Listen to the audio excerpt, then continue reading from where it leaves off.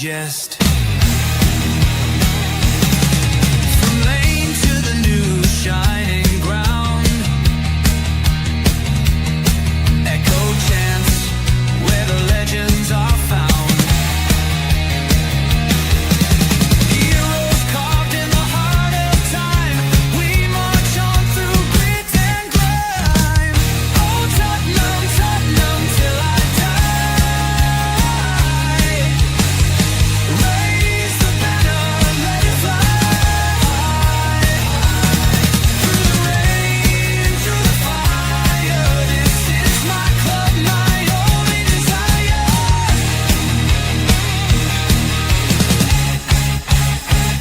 Oh Tottenham, Tottenham till I die. Raise the banner, let it fly. Through the rain, through the fire, this is my club, my only desire. Echoes of King and Greaves in the air. Every goal, the sound declares. Heartbeats pound like a drummer's song, marching forward, fierce and strong. We're the ones who rise in the clash. Numbers running in a white shirt dash. History burns in the roaring crowd. Every game we scream it loud. I'm Tottenham, Tottenham till I die. Raise the banner, let it fly. Through the rain, through the fire, this is my club, my only desire.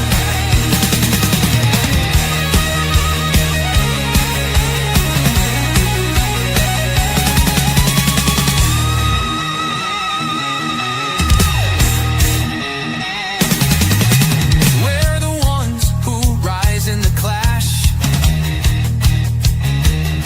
Numbers running in a white shirt dash. History burns in the roaring crowd. Every game we scream it loud. I'm Tottenham, Tottenham till I die. Raise the banner, let it fly. Through the rain, through the fire, this is my club, my only desire.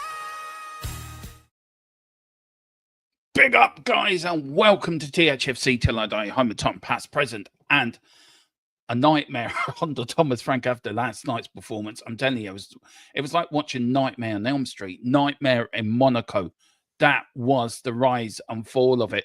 Joining me, of course, now, once his, let me get this right, once his PC is up and running. You're right over there, sir. Did you get your PC going?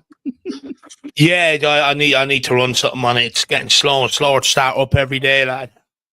Do you have to wind it up like they do in the 20s, like wind it up like I do, like wind it, give it a bit of energy? I'm not far off it, Dermo. Dave, look, I don't know where to start from last night. I know I put in the group chat I'm in with you that I was visibly sick and visibly angry last night of what I was seeing. And I watched a bit at the end of your show, in between the end of the watch along and the start of my match reaction show. And I was watching you and Jack. And you said something very that resonated with me very much, that you didn't want to hear anyone saying, oh, it's just one of them games with battling performance and that. And can I say you were spot on with that assessment? Because if you look at games gone by, you can say that in some games. But last night, there was no desire, Dave, no fight.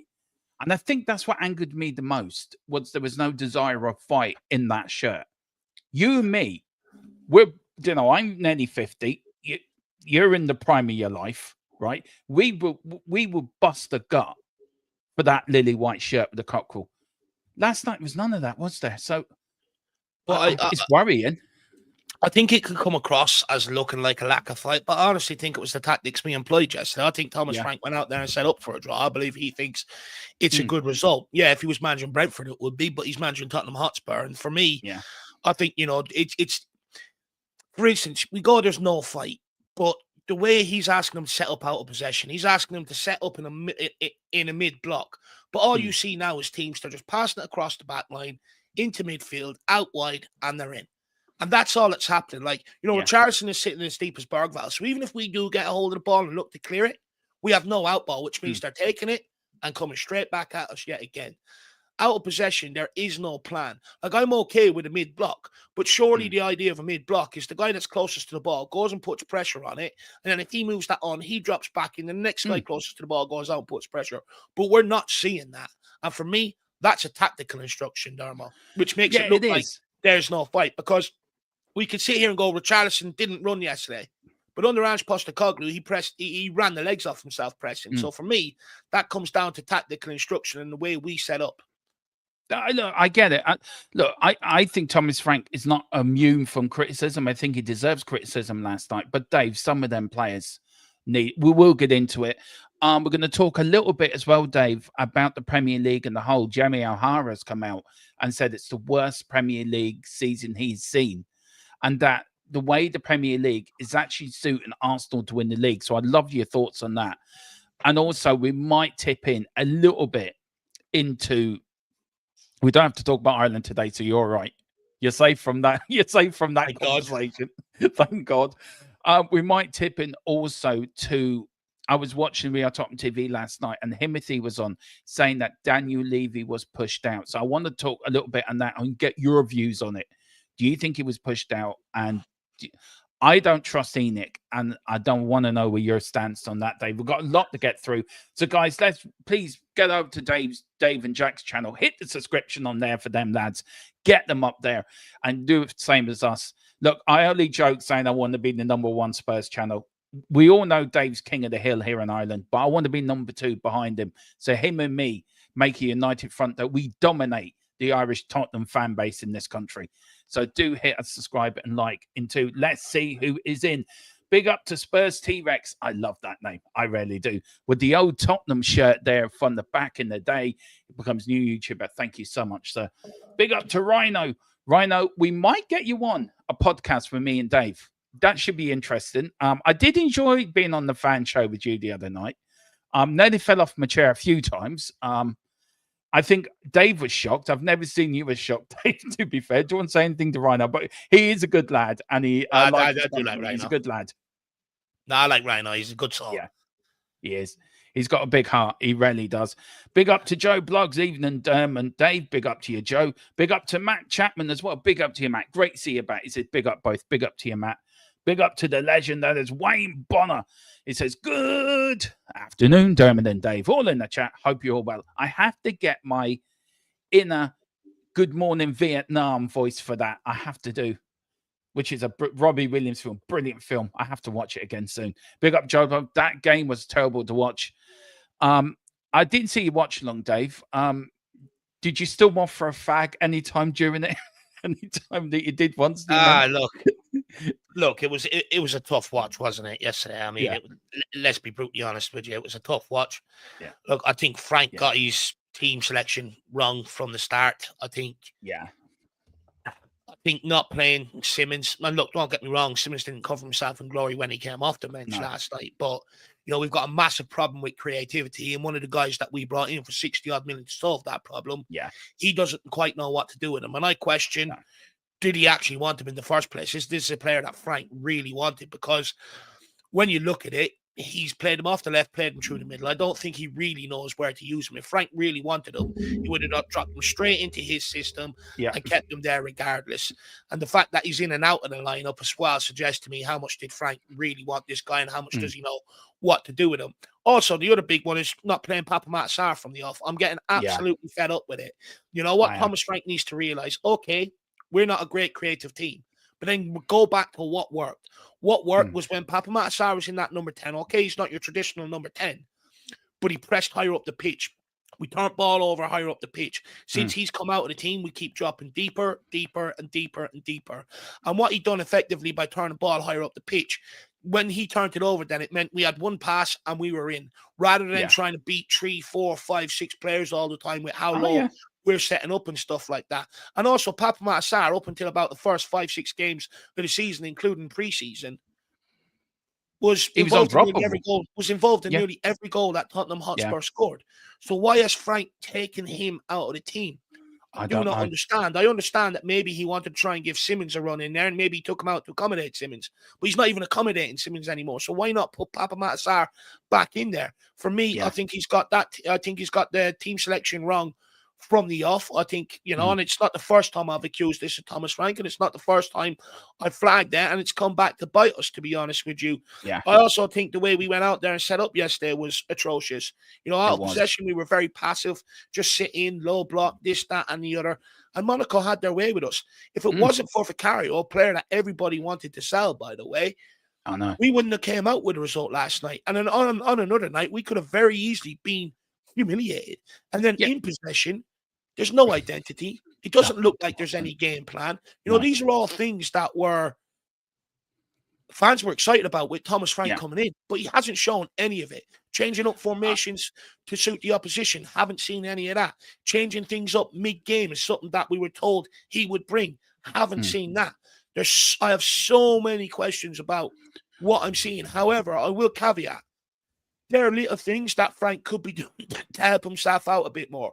However, I can tell fans now, even those who are really after Frank right now, you can bring in another manager and the same shit is going to keep happening. There has to be a start realization. This is post-Kane and Son era now.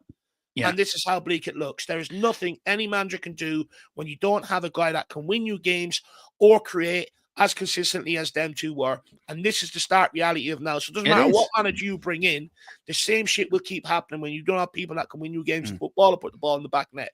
Prime example, even though we were shite last night, Johnson had an opportunity right at the end. I don't get this is what fans praise Johnson for. As soon as he comes on, Johnson again, ole, ole, tapping Johnson, here we come. He hit a guy's backside when he had his back turned to the ball. I know. And that's the massive difference of quality that we're dealing with in the front line. That is coming back to bite us and why we cannot win games consistently. Yeah, I mean, look, I'll get to Ryan's super chat first. Big up, Ryan. Though, thank you so much. Really, really, really generous of you, man. I know times are tough out there for everyone, but if you can be a bit like Rhino, send in a super chat, pick up your memberships. Only 99 cents, the cheapest memberships on YouTube. It really would help us grow. But big up, Rhino. Thank you so much. It says, Davo, I would take a 0-0. I would take a 0-0 at the beginning. And you and me are going to agree in this, Dave. That's not for debate now. If it was a very good performance, I think I might sway in that, but it wasn't. But at the beginning, but we're 1 point better off. I'm happy as long as we don't lose. I don't care about boring football, but what I do care about is we're not losing games. Much love. This is a false narrative, though, Dermo. It's false. We're praising a point away to Monaco, who were bang average and already had a managerial change, by the way. A Belgian team slapped them up 4-1 on the opening day of the Champions League. People were praising a draw away to Bodo Glimt. And by the way, a team that we beat 2-0 under a manager and with a squad that no one rated, by the way. People praised the draw to Wolves. Look at the resilience we're showing.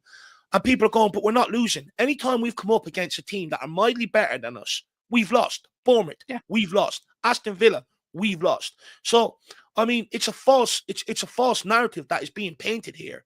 And I'm sick of it. Fans last year that were saying, where's our standards, this, that, and the other, are the same guys that are making excuses for piss poor performances and drop points against shit teams. I'm not having it. At the end of the day, at Tottenham Hotspur, there's a certain standard that needs to be met. And right now, Thomas Frank and some of these players are starting to fall below that. And I'm not surprised because I said, when the fixture list came out and combined with the Champions League fixture list, all of our easy games were at the start. Now we're coming into a period, we've got much tougher games coming up. And so far, with the first two games, we've struggled. We can sit here and say last night was a great point. Let's see how great that point is when we play PSG, Dortmund and Frankfurt and potentially don't get outside in the top 8, even though the fixture list allowed us to finish inside the top 8, regardless of the 3 fixtures we had at the end. And for me, I just see things going tits up. Yeah, I do. I looked at the fixtures, Dave, and I always said the start of it, we needed to pick up points at the start. Monaco away, Copenhagen at home, Villarreal at home. There were games where we could have picked on points and get ourselves stabilized in the top 8. PSG away, if we get a point from that, I'd be happy, if I'm being honest. I don't think we will, but... Yeah, but a point away to PSG is good. A point away to Bodo isn't. No, and the point away to Monaco is not Monaco, right? And look, Dave, I think we also got to give much credit how good Monaco were last night. They absolutely dominated us. They wanted it more. And I've got a point here. Matt Cooper's putting there. They had 7 first-team players out injured. Do you know? And I think Monaco deserve all the credit last night. I really, really do, because I think they outfought us, they outthinked us. The new manager out-tacticked Thomas Frank, and Thomas Frank should get all the criticism, and he has to own it. I agree with you 100%. Last night's performance was nowhere near good enough. But big up to you. Big up to what you, we've got right now, Darmo, actually, what I see sort of largely in amongst the fan base, and I see it broadly across socials, across many YouTube chats and stuff like that, is everyone hated Ange Postecoglou that much, and everyone wanted change that much. They were starting to blame him for absolutely everything going on at the football club, and painted Thomas Frank as the Messiah, the guy that was going to come in, develop players, which he's proven he can't do, because people like Ryan are still screaming for a striker and a left winger. But if he was coming in to develop players, like we were told, he would turn Johnson into a better player. He'd make Udeber a better player. He'd turn Tell into a better player. So that hasn't happened. You know, he was painted as a guy that's going to change up during games. Haven't seen that. Painted as a guy that was going to change up from game to game. Haven't seen that. In fact, what you're seeing is a guy wedded to his philosophy, just like Ange, just like Jose, just like Conte. But because people hated Ange so much, they're willing to defend some of the stuff that we're seeing early signs of warning signs to where it is sort of this could go tits up very quickly if things aren't rectified, are defending it, even though they were the same people criticizing it last year. I don't understand it. Look, I'm one of them. I've always been consistent. No matter who the manager, it is not the manager's fault when they don't have a starting 11 from 1 to 11 that they can rely on. As long as they have to keep picking an 11 where they have to gamble with 2 or 3 team selections every single game, they are set up for failure at this football club. So I'm going to be consistent, and I don't think everything is Thomas Frank's fault. Could he help himself out more with team selections and stuff like that? Yes, but not everything is his fault, and that's where I will be consistent. Do you know, I said it. I've been saying it now. I did a short the other day, came out of a stream I did, Dave, and I've said where I think the club have really let down the young players, the likes of Mikey Moore, Will Lancashire, Alfie Devine, Ashley Phillips, that came under the Paratici first reign of Youth Academy. Them players should be in and around the first team now as squad players and start bringing them in. I think they're sending them out on loan. We have failed the young players. Secondly, I said it yesterday on your show, and I'm going to stick to this. I'm going to bang this drum. Daniel Levy has his transfer policy is now coming to bite us on the arse because of going to buy young all the time, going down the youth thing. It doesn't work. You buy Archie Gray, you buy Brennan Johnson. Brennan Johnson for me is a flush. I backed him for 2 years. But what I saw, Dave, at the start of this season, with it, even at the parade, I can understand the players celebrating. But even at the end of last season, he didn't go away in pre-season to try to improve himself. He hasn't. He's there in the documentary James Maddison, which I think is a great documentary, by the way, to give an insight to show what players do go through when they're injured. I'm big up to James Maddison for that. You look at Cutie comes over to him, shakes him. Bentancur comes over to him, shakes him, right, back to work. Do you know, you look at all the players back to work. Brennan Johnson sitting there going, hi, I'm Brennan Johnson, in the window, and James Manson's getting his knee done. If I was Archie Gray, right, and we know how the Gray dynasty at Leeds is a very, very big dynasty, Dave. If I was Eddie Gray, I'd be telling his son, get away from that arsehole. He's going to ruin your career, like. So look, Brendan Johnson for me needs to go. Needs to go, Dave. Needs to go, and he needs to go now. I backed him as far as I can, but if I don't see progression and I don't see him putting an effort in to get better, Dave, then I've had enough. Do you know, you said it yourself, Harry Kane, he wasn't a world star striker when he started. He had the talent. But what did he do? He worked in it. He worked in it, become a star. I'm sure Sonny wasn't the big star player he was. Talent, worked in it. You look at Aaron Lennon back in the day. He wasn't the greatest winger in the world, but he worked hard at his game, Dave. He tried. Brennan Johnson just doesn't give a shit. So there's plenty of players within that squad, but that's down to Daniel Levy and his transfer policy and the policy he set out in his tenure at Tottenham, and it's coming back to bite us in the ass. Yep. I don't know where you stand in that, Dave, but that's no. how Look, I feel. I think you're spot on. And look, this is where I think obviously, results will justify whether Frank deserves time or not, right? Obviously. But, I've been saying this for a long, long time. We can't keep going through managers at the rate we do. At some point, we can only really judge managers once we've got a proper squad together. And this is where I think Thomas Frank does need a bit of time, and he does need a transfer window to get in a left wing and a striker. And then you can really judge Thomas Frank, to a large degree. But Daniel Levy's, I think, look, we weren't helped with the ban of Paratici. It sort of interrupted what he was doing at Tottenham Hotspur. Johan Lang came in. He's his own man. He'll want to do his own things and stuff like that. Yeah. And I think we've seen a regression since he's come over. He can't do anywhere near the job that Paratici has done.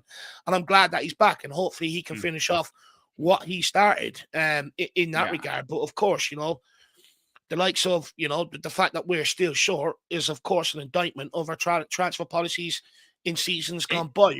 Our only hope is that the Lewis family will fix that. But like we said, only time will tell. Yeah, I mean, Tequila was big up to Tequila. I want to get this out. Big up. He said, big up to Dave and Dermo. Say hi to Jack for me, please, Dave. Cheers. Hope everyone is well. Big up to you, Tequila. I want to praise Tequila. He was banging on all summer to me, Dave. Says, Dermo, we need a left back. We need covering a left back. If Udogie or Porro both get injured, what are we left with? Jed Spence and Ben Davies. Ben Davies is now injured. If we lose Porro, we've only got one recognised fullback. Again, Dave, that is down to Johan Lang, I think, not running the transfer policy right this summer. The question I want to ask you is this, Dave, and probably the talking point is, with all the shenanigans that went behind Daniel Levy suddenly leaving the club, and our transfer policy wasn't great in the summer. It wasn't a brilliant window, Dave. It was an okay window. It was, 50-50 for me. Do you think that played a part in the window we had? Or do you think with Paratici coming back now, we're going to be well organised for January, well organised for next summer? Have you more faith with Paratici back than you did before? I do. I think we're going to have better windows now. Yeah, of course I did. Look, I had faith in Paratici from the very beginning. I've done a lot of research into what he'd done at Juventus. The fact that he was at top club for 10 years and stuff like that.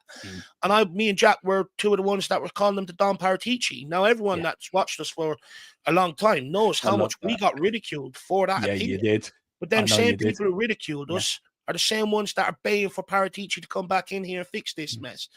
So look, I'm not going to sit here and justify myself. At the end of the day, I've always thought Paratici has done good work at Tottenham, and I'm delighted. Even when the ban came about, how many people said sack him, get rid of him? And I said, nope, keep him around in some advisory role or something like that. And as soon as the ban is up, bring him back in.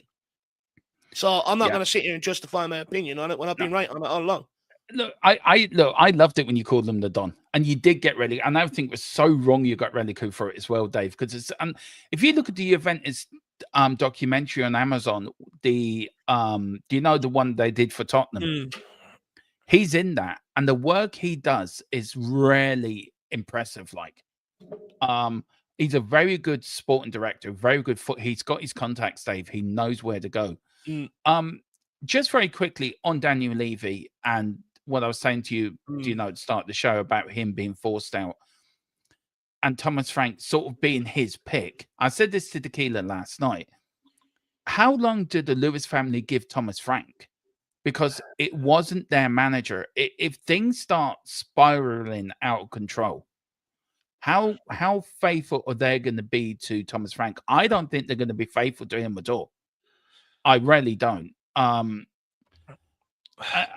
it's not his fault. It's slightly his fault, but it's the players' faults as well, Dave. I mean, do you think the Lewis family might just say, "Look, you're out"?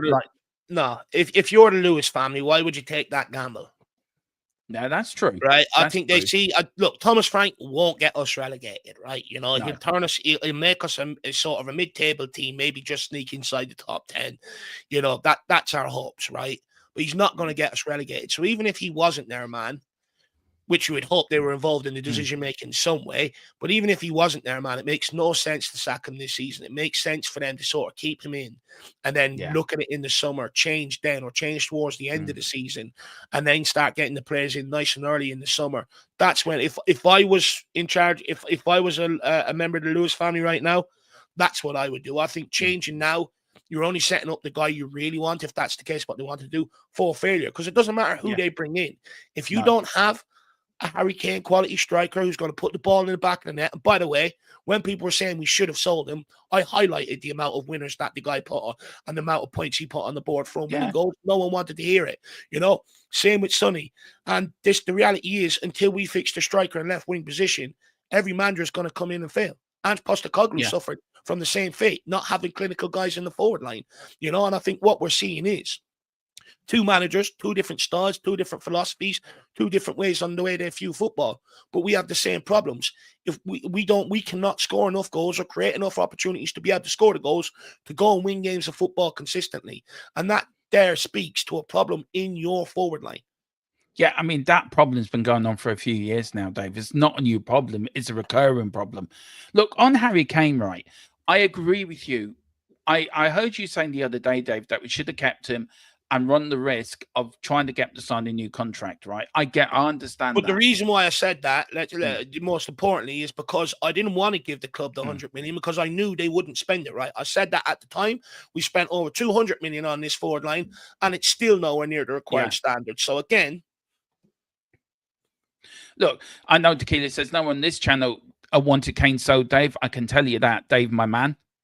Yeah, no, I will say what I said. You want to be on the right side of the news. I was the one that sat there and I got ridiculed for months. I got ridiculed in my own chat. I got ridiculed by everyone that came on. I'm going to defend myself now. That we should take the 100 million. It'd be beneficial for Tottenham. Postecoglou will come in and create this magnificent front three.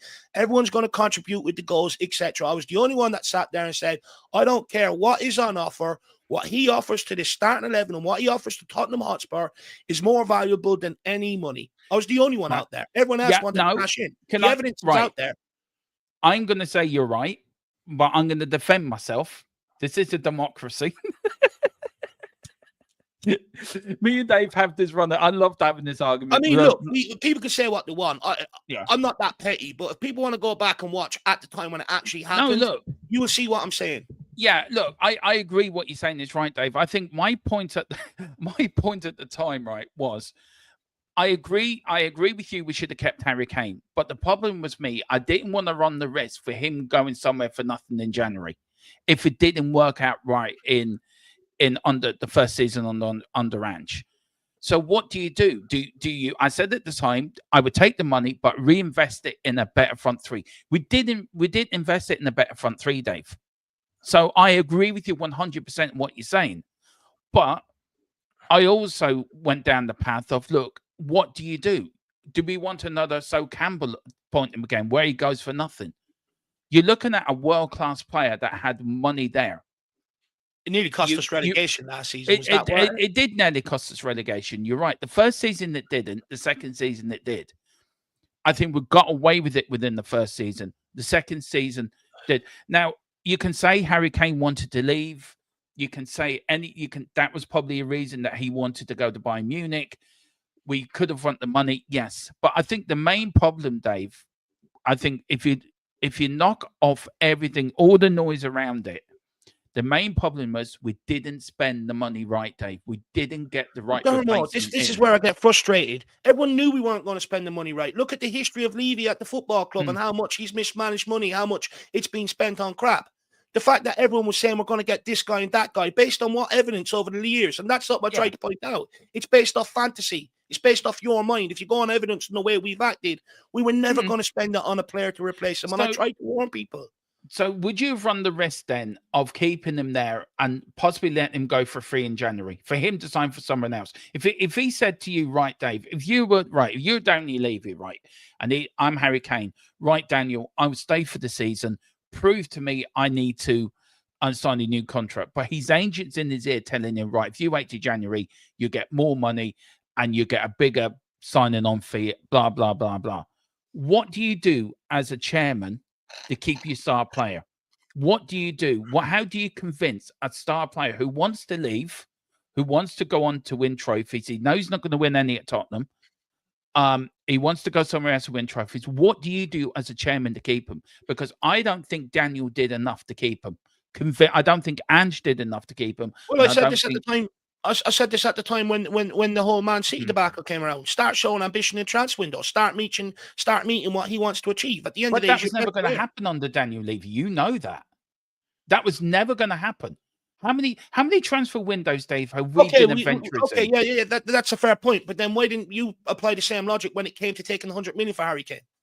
Because I didn't want the risk for him going nowhere for nothing. This is a risk you've got to take sometimes. Sometimes you've got to keep your better players there against their will. And we end up finished 5th. So there could have been a case where Harry Kane goes, do you know what? We're not too far under this. And to be honest with you, if Postecoglou had the benefit of Harry Kane in the first season, we probably would have finished a little bit higher with more points on the board. I would agree with you. The guy looks at it a little bit differently and is tempted more so to sign on the dotted line. Yeah, I think that summer, based off what happened the season before, you can understand his mindset. I can. Things are going tits up, but the reality is, if we would have had Harry Kane that first season, we probably would have finished, at least 4th or 3rd back in Champions League football. And all of a sudden, the guy looks at things a little bit differently, and there's more reasons for him to sign on the dotted line. Where I got disappointed is everyone wanted to take the 100 million and feed it to Daniel Levy, even though they knew he was going to mismanage and spend it wrong, given evidence. Look, I get it, and I think you're right. In hindsight, Dave, everyone can work in hindsight and think, yes, hindsight's a great thing in the world. I worked in the now and then at the time, and I thought my opinion, was the right opinion. Everyone can have their own opinion, and everyone can be right. But them same people are calling for Harry Kane to come back and fix the Harry Kane problem. The only one that's not calling for Harry Kane to come back and fix the problem is me. Let me ask you then, if Tottenham were offered Harry Kane, would you take him back? I mean, right now, yeah, but I'm not the one sitting here screaming for us to go and re-sign him and get him back. I think we should go. Yeah, I think we should go for that wanted to sell him in the first place realised they make a mistake, and now we're paying for Tottenham to go and get him back. Yeah, look, I think they're going to go for Vlahovic. He's got 6 months, 6 months left in his contract. I think that's a no-brainer, Dave. To be fair, I do know Tequila's right. Hindsight is 2020. It is. Hindsight is 2020. Everyone had different opinions. He says, well, not everyone on YouTube can be polled at the time. Dave didn't want to sell him. I didn't. Some did. Some didn't. It's a thing that leaves much frustration, because I think Sonny also suffered with Harry not there, Dave. I think he did suffer with that, Harry. There was talk about Sonny coming back on the 6-month loan deal. I'm not over impressed with that, to be fair. I think Sonny's had his time at the club, and I think he should leave his legend status as it is. I think if he came back, he'd be damaging it, in my opinion. Well, that's another thing actually that frustrated me at the time. I was arguing with a lot of Son fans at the time. Yeah. And they were saying to me, it's okay, Son's going to carry this club forward. Son's going to do this. And the one thing I tried to say is, it's a partnership, Kane and Son. One is going to struggle without the other. And the minute you break it up, one is going to struggle without the other. And that's exactly what happened. And everyone then started going, oh, well, Son's losing it. Son's age, Son's this, Son's that. The reality is he just didn't have anyone in the forward line to work with. No. Like a Harry Kane, like a Mohamed Kudus. Mohamed Kudus is in the exact same situation now. He's got no one else across that front line that he can link up with. No. And that's what happened to Sonny at Tottenham Hotspur. We just didn't have anyone on his level that he could work with. It's as simple as that. Now I think what he's doing in the MLS, he's fucking tearing it up. Yeah, but to be fair, the MLS is not the same standard as the Premier League, to be fair. I think any player can go over to the MLS and look 100 times better. I'm not disrespecting the MLS, by the way. I'm really not. I think the MLS is its own standard, but compared to the Premier League and the MLS, I think the MLS is a bit more. Star players are going to rise quickly. Better players are going to find it a lot easier playing in the MLS than they would in the Premier League. That's just my opinion. I'm not saying the MLS is a bad league. That's just my own personal opinion.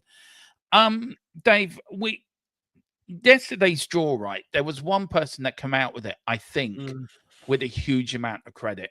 Yeah. I've been critical of him this season and a few games. Tequila demo, I've heard we just lost all our American subs. Well done. Oh, damn. He also says, big up to Dave for taking the flack, though. Sorry to hear it, mate. It sucks, but that's YouTube in a nutshell. Yeah, we got a lot of abuse last year over Andrew Postecoglou. Tequila got a hell of a lot of it as well. It is YouTube. It's not nice. It's the not nice part of it, but it is there. Just big up to the Real Led. It says Tottenham let Harry down. He was with us long enough for Spurs to show ambition. The players in the squad right now, we're getting to the posh first 11. I agree with that. Vicario. Now, I've been on your fan show, Dave, and I was critical of his performance at Brighton and Leeds. The goal, he has been a little bit suspect. We can all agree on that. Some of his decision-making, I think, could be better. But last night, what a performance in that second half, Dave. What a performance. He got man of the match, 8 saves he made.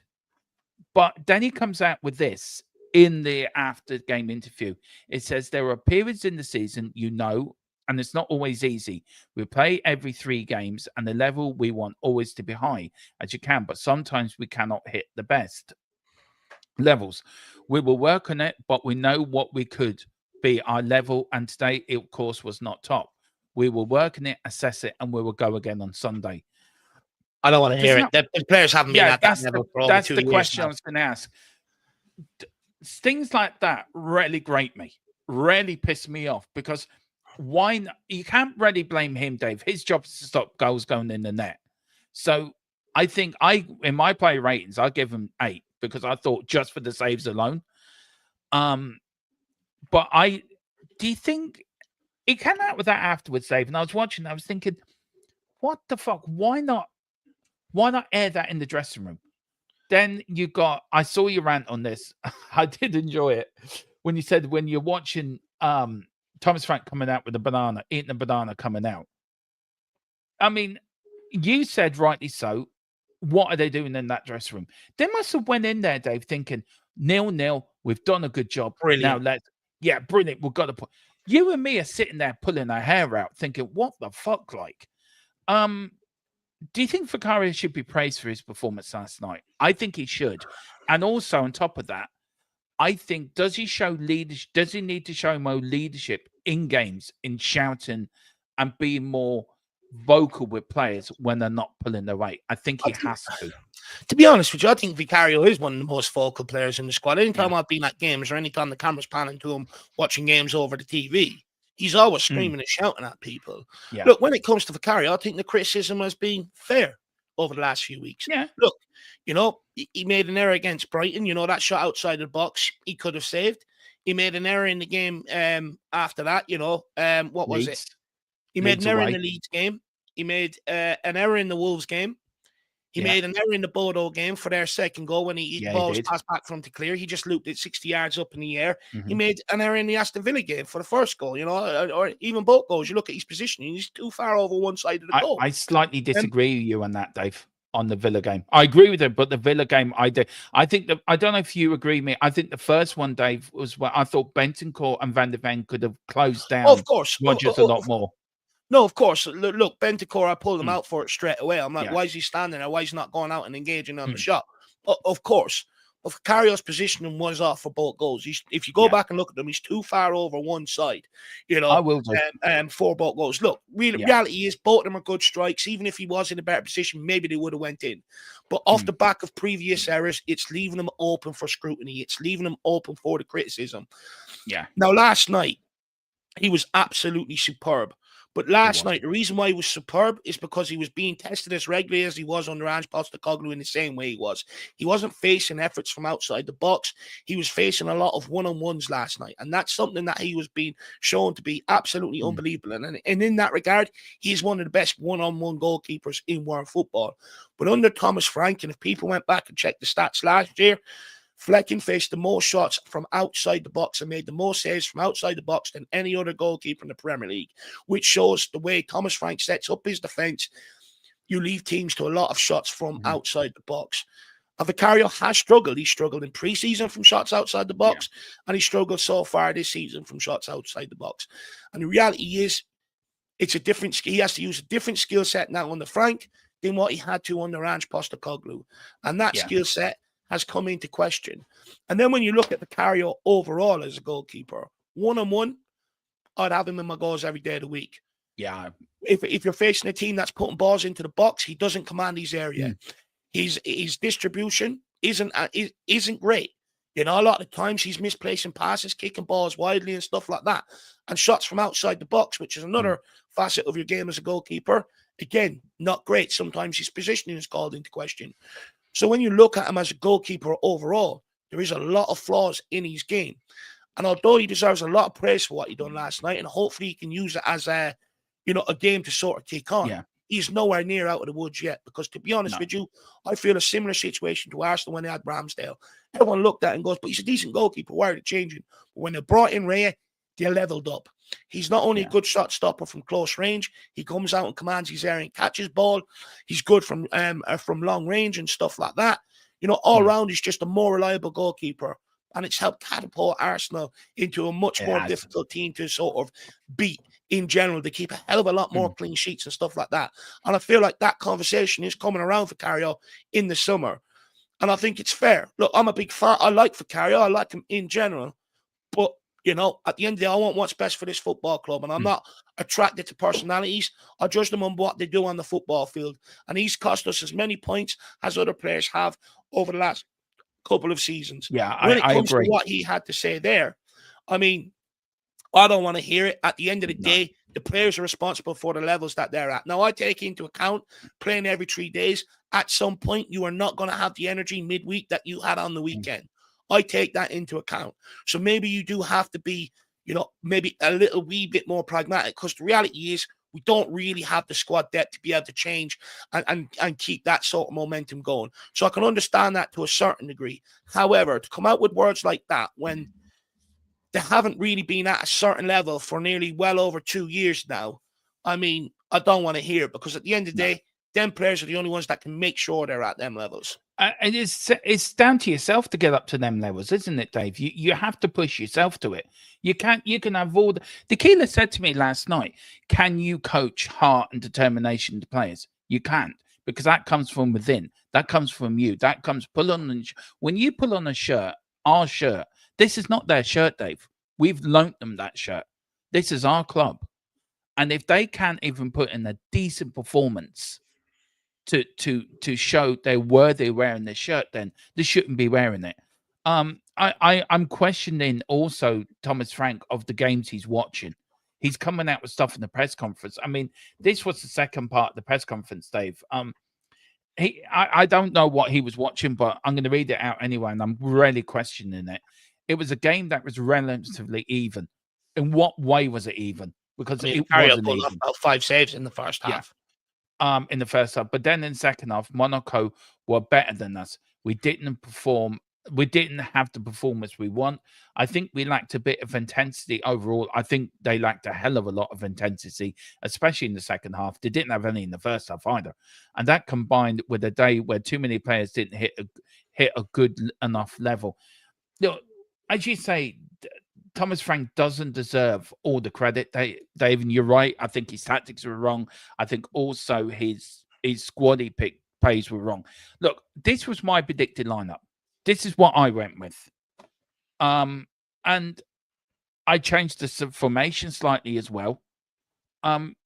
Would you have agreed with that? If Thomas Frank put out that lineup, Dave, would have been happy with that? Or what changes would you have made if you were Thomas Frank?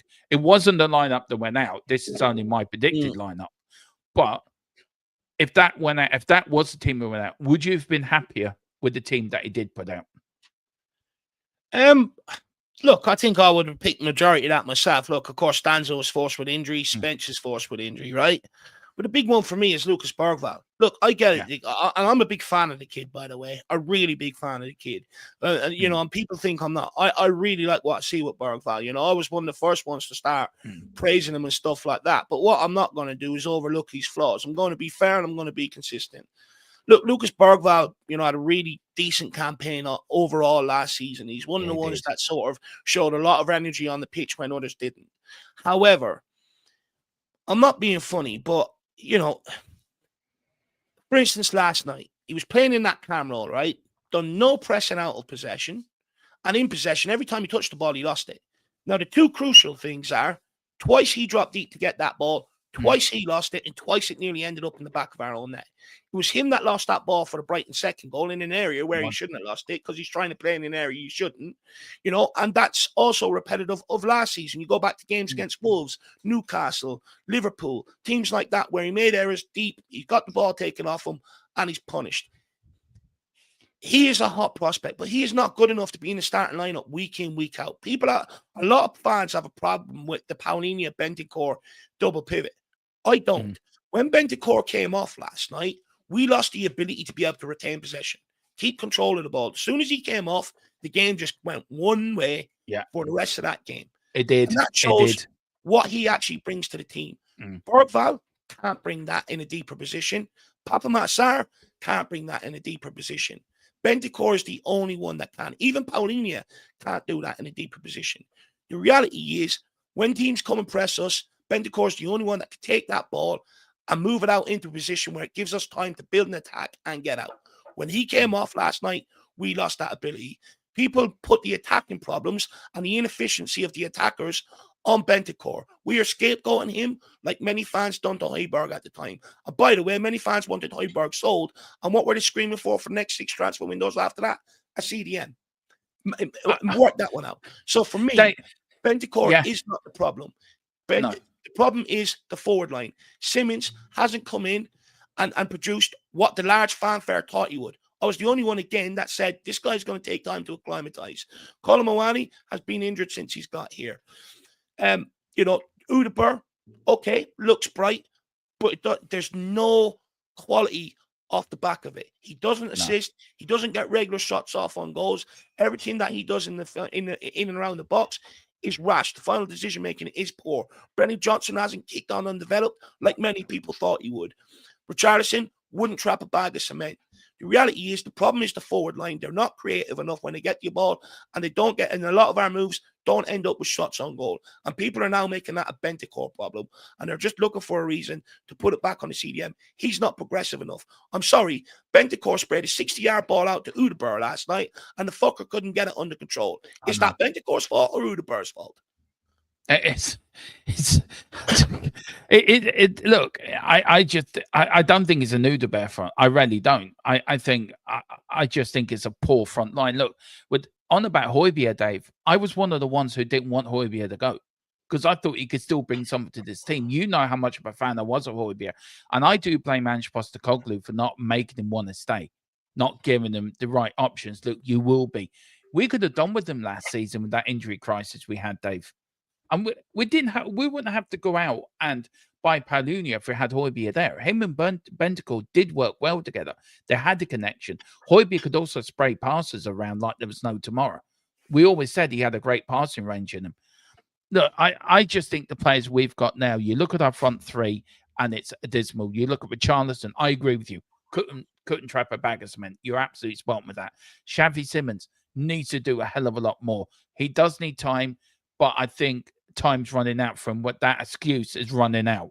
Do you know what I mean? That excuse is now running out. Udebur, I think he was the only one that showed any, especially against Villa, even last night, anyone an attempt of attacking. And that says a lot because he's been poor too.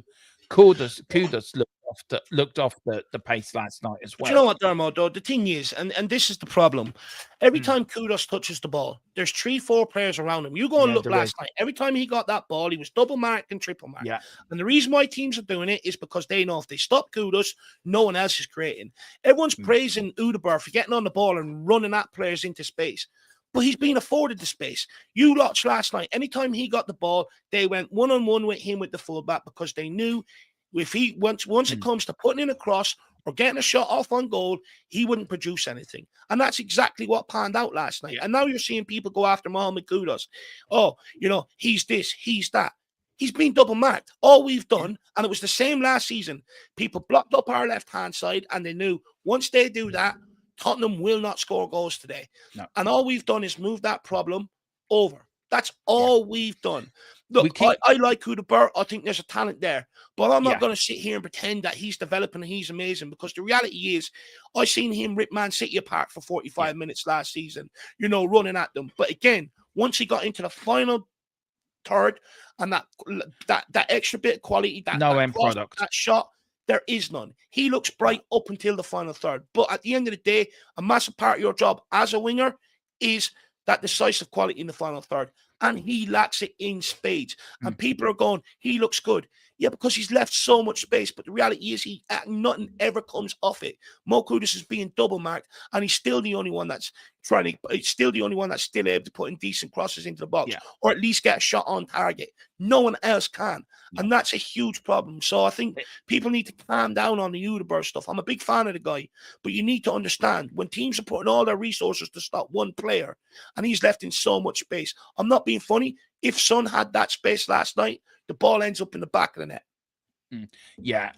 Look, I just think there's a lot of players need to really look within themselves today. And I think the Tottenham board have to look at themselves. And I think Paratici has to really sit down with Thomas Frank. Where do I need to improve? I want players that Thomas Frank wants, not this philosophy of bringing players in, the club prospect, the club, bringing players in for club. This is a club signing. That's got to stop. All the bullshit's got to stop. Bring in players. Dave, we're going to end off in a minute. I know you're a busy man, and I'm really grateful you give me a bit. No, I'm enjoying this. Oh, yeah, okay. If you want to go on, then fine. Look, we've got one here from Tottenham Rangers. Can't wait till this fool gets a sack, man. Can't stand Thomas there. Something engine. I won't mention it because we don't get demonetized. Can you understand? I'm not getting frustrated with Thomas Frank, by the way. I don't think you are either. You can be critical of him, but I think we do think that he will get it right eventually. But can you understand the frustration within the fan base? Of course. But how long will he get, Dave? How long will the Lewis families? And I know I asked you this earlier, but will the Lewis family, if the fans start getting unrest in the stadium at home, start singing, they will very quickly turn on Nuno, very quickly turn on Ange Postecoglou, I think for right reasons, by the way. Are we now turning? Are we quickly turning in on Thomas Frank? Look, where are you on that? There's this narrative being put around that you can't judge Thomas Frank. It's too early. People judge Postecoglou and Nuno far quicker. People judge Jose Mourinho as soon as he was appointed. People judge Conte as soon as he was appointed. The reality is, in a multi-billion-pound industry, results are expected. People are judged from the off. That's just the way football has gone. Football has changed from giving people time and stuff. It's now you've got to earn your time. You are on borrowed time every day you wake up in this industry right now. That's just the way it is. So, look, results will sort of dictate, I think, whether Thomas Frank gets the time or not in terms of from the Spurs fan base. But the reality is, Thomas Frank will be given as much time as the board want to give him. Prime example, many people wanted Postecoglou sacked last January. Now, I tried to say last January, and it became very unpopular. The club ain't going to sack him because there's going to be no manager worth his salt that's going to sign on the dotted line with the amount of injuries that we've had. And it seemed like I was correct, that there was a marriage of convenience till the end of the season, because no other manager wanted the job at the time at Tottenham Hotspur. So realistically, even though we were losing every week, the board kept him in a job till the end of the season. So it really comes down to how much the board want to keep in place. How much do they want to protect him? You look at what Arsenal done with Arteta. Fans wanted him out, media ridiculing him, but the board protected him. The board kept him in his place, and stuff like that. So realistically, it comes down to what the board want to do, really. Yeah. But to be honest with you, look, again, I think I'm seeing the same things that have happened under previous managers. We're putting flaws that haven't been addressed, even though we've had time to address them, onto the managers and expect them to work magic. Now, look, in Frank's case, unfortunately, a lot of the fans painted him as this magic guy. They put the pressure on him. So, that's where the questions come about, going, well, he's not doing this, he's not doing that, he's not doing this, and he's not doing that because he was way overhyped coming in here. But for me, I think it's way too early to be turning on Thomas Frank. Look, someone like me, I'm well aware of the deficiency in the forward line, and I've adopted the mentality, regardless of who the manager is this year, every game is going to be a fucking dogfight. We are going to have to earn every point we take this year because we don't have the forward line to kill teams off, which means games are going to be tight for the full 90 minutes. We're not great at creating chances from open play. We're not great at a lot of our breakaways ending on shots on goals. So you're looking for own goals. You're looking for scraps from corners, throw-ins. You know, maybe one of the free kick takers to step up and put one in the net and stuff like that. So every game, regardless of the manager, is going to be an absolute dogfight. Yeah, and for me, when we don't have that, look, for years I've been saying Tottenham need to get ahead of the Kane Son era. Tottenham need to start identifying it quick, fast, so that when these guys go, you already got guys that are ready-made replacements, so you don't feel as big as a hit. We never done that. And we're feeling the effects of it now. You know, with Postecoglou, I tried to explain to people, we are feeling the effects of letting Harry Kane go. You know, we are feeling the effects of it. Yeah. Sonny, you know, when we let Harry Kane go, you also let half of Sonny go with him. And the reality is now we've let Son go. Am I going to put that on a manager when he has the likes of Udebur, Tell, Johnson, Richarlison, Solanke to pick from to try and make up that slack? How can I possibly put that on a manager? There's no manager in world football that would solve that issue. No, I think where the solve that issue is money. Yeah, I think where the frustration for me lands, it's not the manager, it's at the owners, it's at the board. When they're not doing their job, they're not giving the manager the tools to do the job they've been signed to do. They're like the manager with one hand tied behind his back. So I think the board have to take a major look at themselves and what they do, especially in January and especially in the summer. I feel sorry for Thomas Frank because I feel sorry for all the managers we've had because none of them have been back, Dave. We've had some corker managers, Mourinho, Conte. We had, Nuno wasn't with us long, but Nuno. We had Ange, and everyone keeps going back. Oh, look what we did on the Poch. It was great on the Poch. Did he win anything? No. So please tell me the football was great and we were challenging, but did we win a trophy? No. We didn't win. You know what, though? I get you, but when you look at the Poch era, we were winning most weeks. We put ourselves in the best possible position to try and win every trophy. Right now, we're having to pick and choose what competitions we want to prioritize, and that's why there's a massive clamour to get back to even be half as decent as we were under Pochettino. Yeah, I get that. Look, look. You go back to the Harry Redknapp era. You go back to in the 80s, right? It's all about the board buying the bright players. And it's down to the board, Dave. You can blame the players. People can blame the players or blame the manager. It's down to the board. They're the ones that go out. It's down. They're doing the scouting. They're identifying the players. Oh, we're going to get that player. He's going to improve the squad. What do you think, Thomas? No, I want this player. And they're looking at it and go, do you know what? We'll go for the cheaper option because I know I'm going to get a better resale on that player in the next 5 to 6 years. It's recruitment, Dave, and that's been our biggest issue. Recruitment. I've always made the case we don't hire bad managers at Tottenham Hotspur, but the recruitment we just don't buy the right players. It's never been matched up. You know, we had Jose Mourinho, well famous for putting in a defensive structure and good enough to go and win new games. All they had to do was bring in a couple of world-class centre-backs with Harry Kane and Son in the team. We would have probably went and won something. They didn't. They brought in Joe Rodon. They made him work with Dyer. They made him work with Sanchez. They made him work with Davies and all these other players at fucking centre-back when Toby and Jan were gone. I mean, absolutely ridiculous. When Conte came in, he said, you know, I want players of this caliber. No, we're not doing that. We're going to give you players of this caliber, players that you can develop and stuff like that. Problem is, we're bringing in managers that are ready-made to go and want to go and challenge for success, and we're giving them squads that they have to develop, and we don't give them the time. And the problem is, it's a mismatch because you've got players that come, you've got managers that are coming in with this reputation, which comes with, you know, this set of pressures and this set of demands, and when they don't meet that because the quality of the squad isn't good enough, all of a sudden fans turn on them. All of a sudden we go, they're not as good as we say they are. But yet you watch most managers, bar Postecoglou, but I mean, he has plenty of time. They've left Tottenham Hotspur. They've gone on and they've won somewhere else. They've gone on and they've, you know, in the next couple of jobs, and they've done very well with their jobs. And that tells you the common denominator on all their CVs is Tottenham Hotspur. We are the problem. It's the recruitment. We are mismatching it up with the managers we're bringing in. It's like putting square pegs into round holes, isn't it? Oh, Like, don't for worry. instance, right, last Wasn't year, Eric? Hang on. Let me ask you instance, this, right? Dave. For instance, just Sorry. quickly, Damo, Yeah. we brought in Brennan Johnson, Mm-hmm. we brought in Archie Gray for Postecoglou to work with, even though he's a guy that wants a fast-track way to winning trophies. Yeah. Frank is a guy that's known for developing players, and we bring him in the real deal in Paulinia and Kudos. I know. Do you see the mismatch all the time? It doesn't. It never doesn't. works. No. I mean, the point I was going to make. You look at Eric Dyer, for example. Right. He was a defensive midfielder. Instead of going out and buying a centre back, what they go and do? They put him in. They say, "Oh, here we go. Well, he can play centre back." That saved us a few million.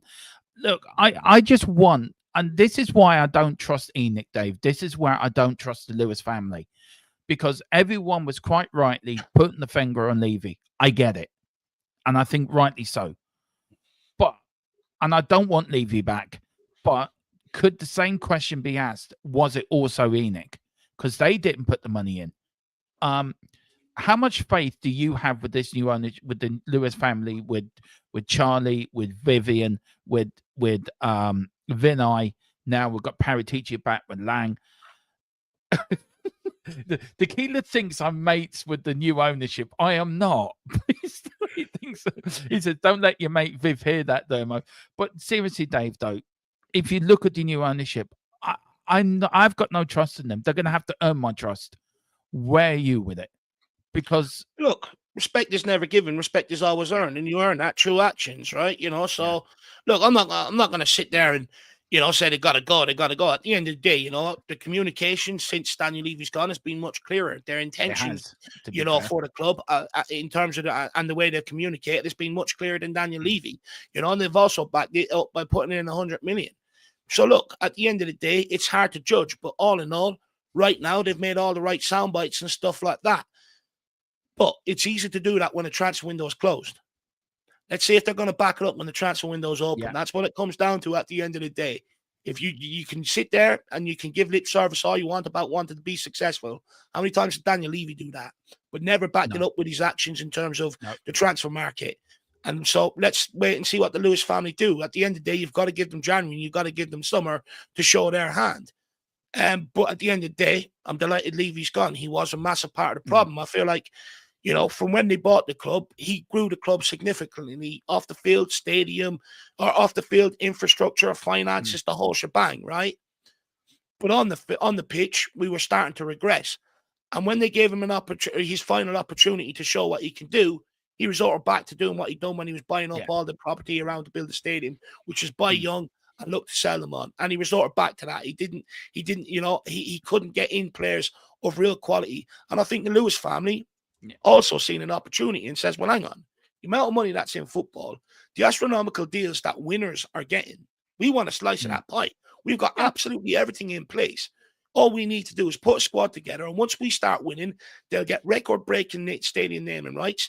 They get record-breaking shirt deals, because I think the night one is due up in a year or two. So they'll get a record-breaking contract in that. More and more people want to keep hosting their events at the Tottenham Hotspur Stadium and everything else, because everyone wants to be involved with winners. So I think the Lewis family have realized that if we want the next round of profit and income, well, we've got to put the money in on the football pitch to be able to get to that round. But if they do that, I don't mind, because at least they're trying to make Tottenham successful. Yeah, exactly. And it is about them showing mettle and showing resilience within the windows, within January. Look, January's hard to buy anyway. You, me know that. We're not fools into thinking it's going to be, we're going to buy people in January. We know it's a difficult month. But if they can get one or two players in, Dave, even if it's loan, even if they can't get them in the January, but it's on a pre-contract, you're coming in the summer, I think that would be good as well. But they've got to pay the wages, Dave. We haven't paid the wages. That has been our biggest stumbling block. They've got to throw that out the window. Yes, we want the club to be self-sufficient. Yes, we want the club to be not in any financial problems. But we also want the best squad for the best players to go on to be competitive in leagues and cup and competitions. We've had a taste of winning the trophy. You, me, like it, Dave. This is really your first major trophy. I've seen us win European trophy before, like your dad did. But this is your first major European trophy. You want that success. You went to the parade. I wish I went now, but I couldn't at the time. You went to that parade. Do you know, we want more. Huh? One of the best days of my life. I know. I just didn't have the money. I actually did a watch along to it, and I was looking at it thinking, fuck me, I wish I was there. But we want more days like that, Dave. But this is where the Lewis family have got to do it. They've got to put the money where the mouth is. They've all got to get together. Right. Instead of putting 100 million in, put 200, 300, 400 million in. Make a statement. Right. There you go, Thomas. You got 300 million. Go and buy the players you want. Last bit of the podcast before we wind up, Dave. Sunday. Let's end it. We've had a quite negative rants about the bad side of the club. Let's look at the good side. Let's end on the high. Everton on Sunday. Not an easy game, especially their new stadium, Dave. Everton been playing quite well there recently. David Moyes has got them, tactically sound and, playing some good stuff. I'm worried about it, but are you hoping for a reaction? I think we might get a reaction from that in that game. Look, Dermot, I have no agenda towards any individual at this football club. My only agenda is to try and make Tottenham Hotspur as successful as they can be, and I'll share my opinion on how I think they should do that. At the end of the day, I always want this football team to bounce back. I don't want people sacked and stuff like that. But at the end of the day, if they're not performing, you got to develop that sort of ruthless culture as winners do at elite level sport. But I always want Tottenham to bounce back. I always want Tottenham to win. I'm at my most happiest when Tottenham are winning games of football. And for me, I always want us to bounce back, of course. I don't want us to drop points because I had question marks around the Frank appointment at the start, and I don't know. Of course, I want the guy to succeed at the end. I want everyone to succeed. And, to a degree, Frank has sort of changed my opinion and answered some of the questions that I've had and stuff. But at the end of the day, it's not going to be an easy game, Dermo. We got slapped up there last year, 3-1. I remember I think we drew 0-0 up there underneath Antonio Conte. We could have lost that day as well. We weren't great.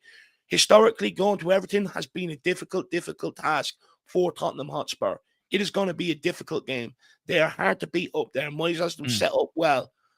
It's not going to be an easy day. It's going to be a tight game, and it's going to be decided by a goal here or there. It could very well be another 0-0 because both teams don't have a lot of goals in them. So let's wait and see what happens. But there's an opportunity to take 3 points, but history would tell you it's not going to happen. No, because we've got a tough run of games, haven't we? We've got Everton away on the Sunday. We've got Newcastle away in the Cup on the Wednesday, I think Tuesday or Wednesday. I'm not looking forward to that one. I am not. We've got Chelsea at home on the Sunday, on the Saturday at 5:30, and then we're home to Copenhagen, and then we're home to... Is that your birthday? Yeah, 4th of November. That's right. You're the day. I remember that. You're the day for and then we've got Man United, Arsenal, PSG, Fulham, Newcastle away again. We've got... I'm going to the Brentford game. I can't wait to go to that. I'm really looking forward to going to it. We're going to the Leeds game, aren't we, at the end of the season with the Kildare Spurs group? You going to that one?